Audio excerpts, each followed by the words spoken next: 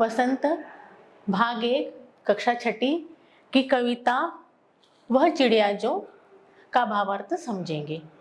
इसके कवि श्री केदारनाथ अग्रवाल हैं। इस कविता से पहले मैं आपको बता देती हूँ इसका भावार्थ क्या है। यहाँ पर चिड़िया की मनोदशा, चिड़िया क्या कहना चाहती है, इसके बारे में बताया गया है। वह चिड़िया जो चोंच मारकर दूध भरे जुंडी के दाने रुचि से रस से खा लेती है। वह छोटी संतोषी चिड़िया नीले पंखों वाली मैं हूँ, मुझे अन्न से बहुत प्यार है। यहाँ पर चिड़िया बोल रही है कि मैं छोटी सी चिड़िया हूँ जो अपनी छोटी छोटी सी चोंच से चोंच मारकर दूध भरे जुड़ी के दाने, जुंडी के दाने मतलब ज्वार के दाने, ज्वार के दाने सफेद से रंग के होते हैं और उसमें बहुत रस भरा होता है। वह ऐसा जान पड़ता है मानो उसमें दूध भरा हो। रुचि से रस से खा लेती है। दूध भरे जुंडी के दाने रुचि से रस से खा लेती है। बड़े मजे से, आनंद से, शौक से उन दानों को वह खा लेती है। वह छोटी संतोषी चिड़िया, चिड़िया कैसी है? संतोषी है, जो हर बात में संतोष कर लेती है। नीले पंखों वाली मैं हूँ, मुझे अन्न से बहुत प्यार है। चिड़िया कैसी है? नीले रंग की है, उसके पंख नीले कलर के हैं, उसे अन्न से बहुत प्यार है। वह कहती है कि हमें अन्न का नुकसान नहीं करना चाहिए। फिर से हम समझेंगे। वह चिड़िया जो चोंच मारकर दूध भरे जुंडी के दाने रुचि से रस से खा लेती है, वह छोटी संतोषी चिड़िया नीले पंखों वाली मैं हूँ, मुझे अन्न से बहुत प्यार है। वह छोटी सी चिड़िया है जो नीले पंखों वाली है। वह अपने चोंच से जुंडी के दानों को चोंच से फोड़ती है या चुगती है और वह दूध से भरे हुए प्रतीत होते हैं। उसको वह रुचि से और मन भर के खा लेती है। वह चिड़िया संतोषी है, उसको ज्यादा किसी चीज की चाह नहीं है। मुझे अन्न से बहुत प्यार है। नीले पंखों वाली मैं हूँ, मुझे अन्न से बहुत प्यार है। वह कहती है मैं नीले पंखों वाली हूँ और मुझे अन्न बहुत पसंद है। ठीक, अब दूसरे का भावार्थ करेंगे।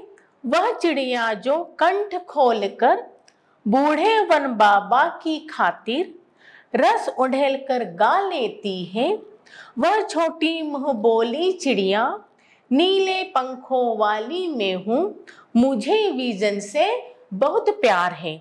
वह चिड़िया बोल रही है कि मैं बूढ़े वन बाबा की खातिर, बूढ़े वन बाबा यहाँ पर वन बाबा मतलब जंगल, वह जंगल में रहने, जंगल का जो राजा है या वन बाबा ही कह सकते हैं, वो बूढ़े, उनके खातिर वह कंठ खोलकर गाती है। उसे जंगल में रहना पसंद है और जंगल के लिए वह मुक्त होकर, प्रसन्न होकर गाती है। रस उंडेल कर गा लेती है और रस ले लेकर खुशी खुशी वह गीत गाती है या गुनगुनाती है। वह छोटी मुँह बोली चिड़िया, वह छोटी है लेकिन बड़े प्रसन्नता से, खुशी से वह गीत गाती है क्योंकि वह स्वतंत्र है, वन में घूमती फिरती है, तो बड़े मजे से वह गाती है। नीले पंखों वाली मैं हूँ, मुझे विजन से बहुत प्यार है। विजन मतलब सुनसान जगह, जहाँ जहाँ कोई आता जाता न हो, जहाँ कोई शोरगुल नहीं होता हो। तो चिड़िया बोलती है मुझे ऐसे सुनसान जगह, शांत वातावरण में रहना पसंद है, शांत जगह। तो उसे जंगल कैसा होता है? बिल्कुल शांत होता है। तो उसे उस शांत जगह में जहाँ कोई शोर नहीं होता है, उस जगह पर उसे गाना अच्छा लगता है और उसे वह जगह बहुत प्रिय है। आया समझ में? ओके, अब हम अगला पढ़ेंगे।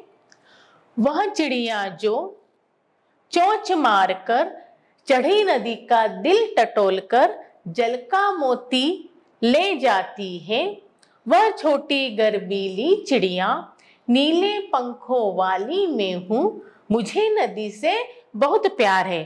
अब यहाँ पर उस चिड़िया को नदी से भी बहुत प्रेम है।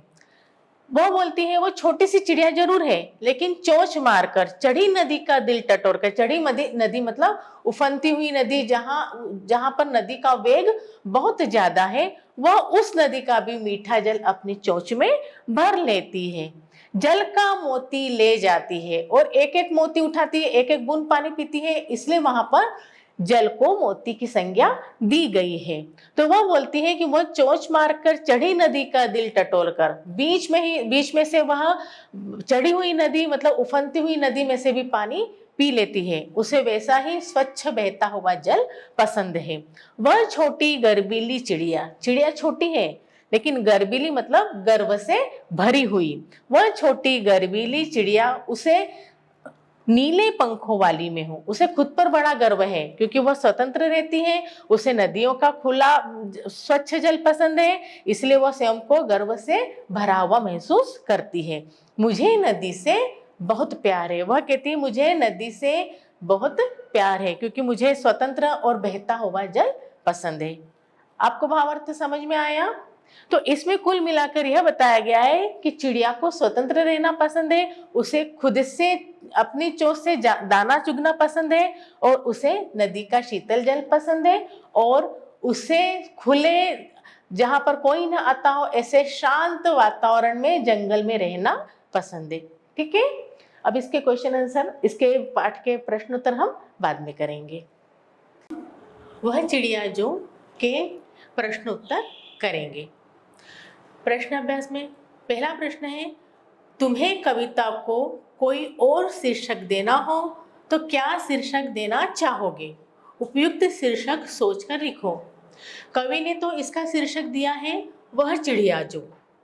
ठीक है, आप और क्या देना चाहेंगे? आप सोच सकते हैं, जैसे छोटी सी चिड़िया, नन्ही चिड़िया, प्यारी चिड़िया। चिड़िया से संबंधित बात हो रही है तो हम उसका शीर्षक दे सकते हैं छोटी चिड़िया।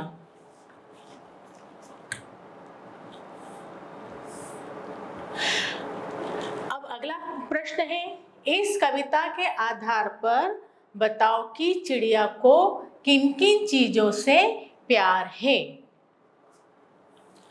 तो बताइए चिड़िया को किन किन चीजों से प्यार है? तो चिड़िया को अन्न से, जंगल से, और जिस नदी से वह ठंडा और मीठा पानी पीती है उससे प्यार है। चिड़िया को किन किन चीजों से प्यार है? तो चिड़िया को अन्न से, जंगल से, और जिस नदी से वह ठंडा और मीठा पानी पीती है उससे प्यार है। ठीक है, अगला है प्रश्न, कवि ने चिड़िया को छोटी, संतोषी, मुंहबोली, गर्वीली चिड़िया क्यों कहा है? हमने कविता में पढ़ा है ना, वह छोटी गर्वीली चिड़िया, वह छोटी संतोषी चिड़िया, वह मुंह बोली चिड़िया, तो क्यों कहा है? तो चिड़िया आकार में छोटी है इसलिए कवि ने उसे छोटी कहा है। ठीक है, वह अन्न के दाने में ही संतुष्ट है। वह क्या बोलती है कि मैं छोटे अन्न के दाने चुगकर ही संतुष्ट हूँ, मुझे पिंजरे में बंद मत करो, इसलिए उसे संतोषी बताया गया है। वह सारी बातों को बोल देती है इसलिए उसे मुंह बोली कहा है। वह छोटी होते हुए भी नदी से पानी पीने का साहसी कार्य करती है। हमने पढ़ा है ना कि उफनती नदी से वो पानी पी लेती है, तो वह साहसी है, इसलिए गर्वीली चिड़िया कहा है। कवि ने क्यों कहा है छोटी चिड़िया, छोटी संतोषी मुंह बोली चिड़िया? तो वह आकार में छोटी है, वह अन्न के दाने से ही संतुष्ट है, इसलिए उसे संतुष्ट बताया है। वह सारी बातों को स्पष्ट बोल देती है, इसलिए उसे मुंह बोली कहा है।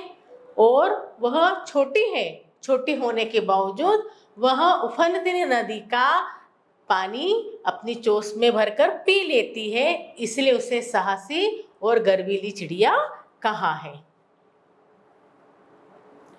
अब यहाँ पर हमें आशय स्पष्ट करना है ना। रस उड़ेल कर गा लेती है, इनके हमको आशय बताना है। कवि क्या कहते हैं? चिड़िया जब खुश होकर गाने लगती है तब ऐसा लगता है मानो उसने अपने सारा रस जो जीवन से भरी हुई बातें हैं वो सब कुछ उस गाने में उड़ेल दिया है। इसलिए कवि क्या कहते हैं, रस उड़ेल कर गा लेती है। ठीक है। पर पंखों वाली चिड़िया, ऊपर दराज, नीले पंखों वाली चिड़िया, सबसे ऊपर वाली दराज, यहाँ पर कुछ शब्द दिए गए हैं। जैसे पंखों वाली चिड़िया, ऊपर वाली, नीले पंखों वाली, सबसे ऊपर वाली दराज, यहाँ पर कुछ रेखांकित शब्द विशेषण का काम कर रहे हैं। जैसे चिड़िया कैसी है, पंखों वाली है। चिड़िया कैसी है, नीले पंखों वाली है। तो यहाँ पर ये जो नीले पंख है, सबसे ऊपर है, ऊपर वाली है, यह शब्द विशेषण का कार्य कर रहे हैं। विशेषण का मतलब होता है किसी शब्द की विशेषता बताना। जो शब्द किसी चीज की विशेषता बताते हैं उसे विशेषण कहते हैं। तो ऐसे ही आपको अगले पृष्ठ पर वाला वाली जोड़कर कुछ विशेषण दिए गए हैं, आपको उसे बनाने हैं। जैसे मोरों वाला बाग, तो हम लिख सकते हैं वहां रंग बिरंगे मोरों वाला बाग। ठीक है। मोर कैसा होता है, मोर के पंख कैसे होते हैं, रंग बिरंगे होते हैं, इसलिए हमने वहां क्या लिखा है, रंग बिरंगे। उसी तरह पेड़ों वाला घर, अब बताइए पेड़ कैसे होते हैं, हरे भरे होते हैं। हरे भरे होते हैं ना, उसकी पत्तियां हरी भरी होती हैं, इसलिए हमने लिखा हरे भरे। तो हरे भरे पेड़ों वाला घर, यहाँ रंग बिरंगे मोर की विशेषता बता रहे हैं और हरे भरे पेड़ों की विशेषता बता रहे हैं। ठीक है। लाल फूलों वाली क्यारी, अब क्यारी कैसी है, लाल फूलों वाली, फूल कैसे हैं, लाल कलर के, तो यहाँ लाल फूलों की विशेषता बताई गई है। आप यहाँ पीले भी लिख सकते थे, आपका जो मन हो वह आप यहाँ पर कलर लिख सकते थे। अब खादी वाला कुर्ता, कुर्ता कैसा है, खादी वाला है, और खादी कैसी होती है, सफेद होती है, इसलिए हमने क्या लिखा है यहाँ, सफेद खादी वाला कुर्ता। ठीक है। आप यहाँ पर और अपने पसंद का रंग लिख सकते थे। रोने वाला बच्चा, यदि बच्चा रो रहा है तो ज्यादा ही रोएगा ना, इसलिए हमने क्या लिखा है वहां, ज्यादा रोने वाला बच्चा। कोई कम रोता है क्या, नहीं रोते, बच्चे ज्यादा रोते हैं, इसलिए हमने उसकी क्या विशेषता बताई बच्चे की, ज्यादा रोने वाला। फिर मूंछों वाला आदमी, अब मूछें कैसी होती है, बड़ी बड़ी, डरते हो आप लोग, तो बड़ी मूंछों वाला आदमी। ठीक है, आ गया समझ।